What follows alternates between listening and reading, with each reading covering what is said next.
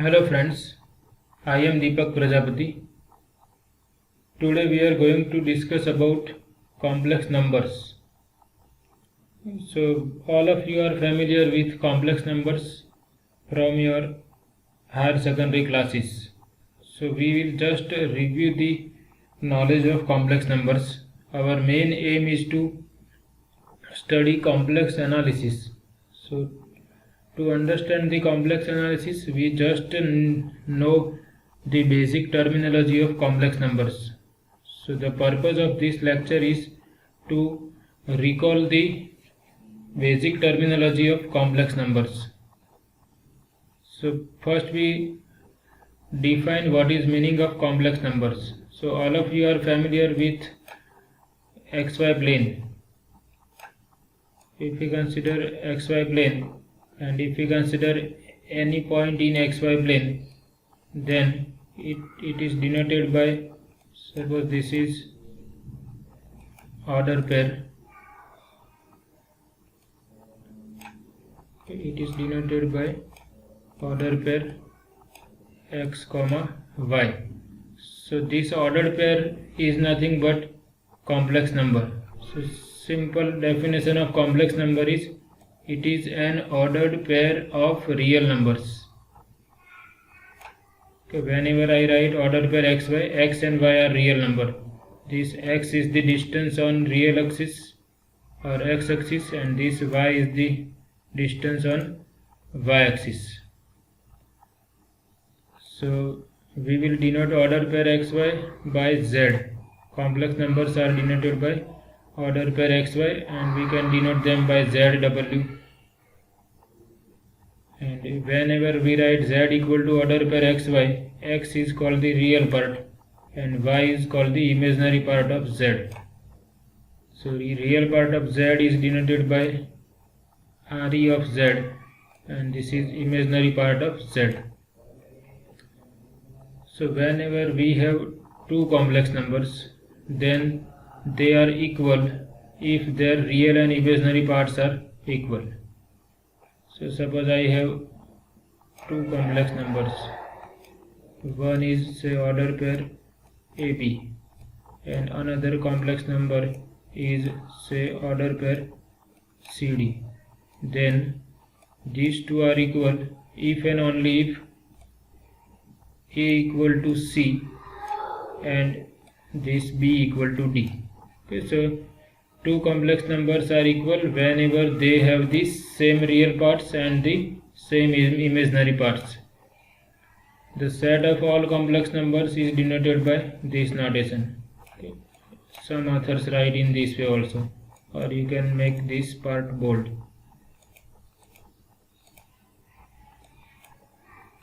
Okay, this part bold, or simply we may write in this way. This complex number is special type of complex number.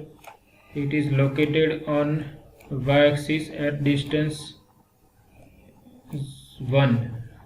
So for this point, because it is on y-axis, its real part is 0.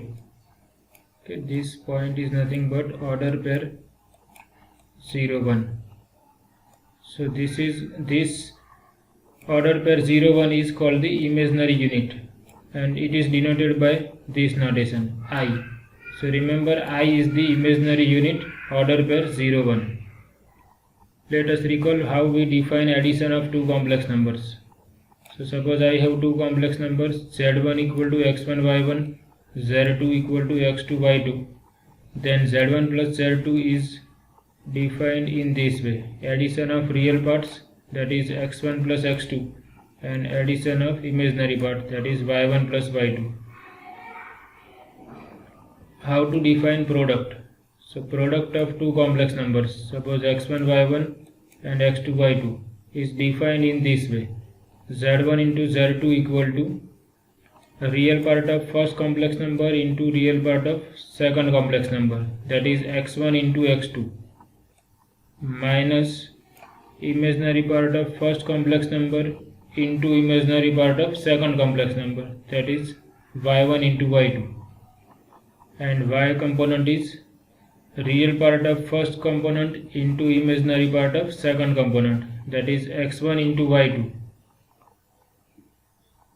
Real part of second component and imaginary part of first component, so x2 into y1. Okay, here you have to go in cross way, x1 with y2 and y1 with x2.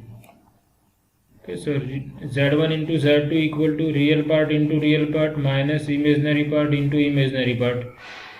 Real part into imaginary part plus real part into real part of first with imaginary part of second. Imaginary part of first with real part of second. Okay, so here real into imaginary parts. Here real into real minus imaginary into imaginary. So this is the way how we define multiplication of two complex numbers. Now whenever we have our complex number on x-axis, suppose I have this complex number and suppose this distance is x, then because it is on x-axis, its imaginary part is 0. Okay, so this order pair x0 can be simply written as x, and if I have complex number on y-axis, suppose this distance is y, then this point is order pair 0y, so real part is 0, so order pair 0y can be written as I into y. Another notation for complex numbers is z equal to x plus y. So let us see why we have this notation. Suppose I consider x equal to order pair x0, I is imaginary unit, order pair 0 1, and if we consider y as a real number, we can rewrite y as order pair y0. Now we use product of two complex numbers here. Okay, so real part into real part, that is 0 into y, minus imaginary part, that is 1 into 0. Okay, real part of first into real part of second minus imaginary part of first into imaginary part of second. Real into real minus imaginary into imaginary. Now 0 into this 0. So real part of first is 0 with imaginary part of second, so 0 into 0 plus imaginary part of first is 1 and real part of second is 0, so 1 into y. Okay, this is using this definition, product x1 into x2 minus y1 into y2, x1 y2 plus x2 y1. So after simplifying this is nothing but 0 minus 0, that is 0, and this is y. Now if we apply definition of addition, then x plus 0, that is x, 0 plus y is y. Okay, so order pair xy can also be written as x plus iy. Okay, so this is very famous notation for complex numbers. Order pair xy can be written as x plus iy.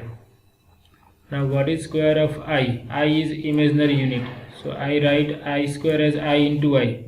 I is order pair 0 1. So we consider 0 into 0 minus 1 into 1, real part into real part minus imaginary part into imaginary part, comma, real part of first, that is 0 with imaginary part of second, that is 1, so 0 into 1. Imaginary part of first, that is 1 with real part of second, that is 0. Okay, so this is minus 1 comma 0. And because this is on x-axis, we can write minus 1 0 as minus 1. So I square is always minus 1. Square of imaginary unit is always minus 1. So if x is 0, that is real part is 0, z will be order pair xy, that is 0y, and this we can rewrite as I into y. So whenever real part of a complex number is 0, complex number is known as pure imaginary complex number. The difference of two complex numbers is defined in this way. Suppose one complex number is x1 plus iy1, second complex number is x2 plus iy2. Then their difference z1 minus z2 is real part minus real part, that is x1 minus x2 plus I into imaginary part minus imaginary part. Next definition is conjugate of a complex number. So if z is x plus iy, then its conjugate is denoted by z bar. This is the notation for its conjugate, and conjugate is defined as x minus iy. So you have to replace I by minus I in your complex number. Suppose we have z equal to 3 plus 2i. Then if I replace I by minus I will obtain z bar equal to 3 minus 2i. Okay, you can note this. If z is x plus iy, z bar will be x minus iy. This is z bar. So if z is x plus iy, z bar is x minus iy. So if you take addition of z bar and z, then I into y will cancel out, and you will have 2 times x, that is 2x equal to z plus z bar. So x can be written as z plus z bar divided by 2. Similarly, if you consider difference of z and z bar, you will obtain y equal to z minus z bar upon 2y. Okay, so remember, this is important property, we will use this. Now if z is real, so complex number is real means its imaginary part is 0. So if z is real, z bar will be z. Suppose z equal to x plus 0i, then z bar is also x minus 0i, that is x, that is z. So if z is real, its conjugate is z itself. These are some properties of conjugates. You can prove them easily by taking z1 equal to x1 plus iy1, z2 equal to x2 plus iy2.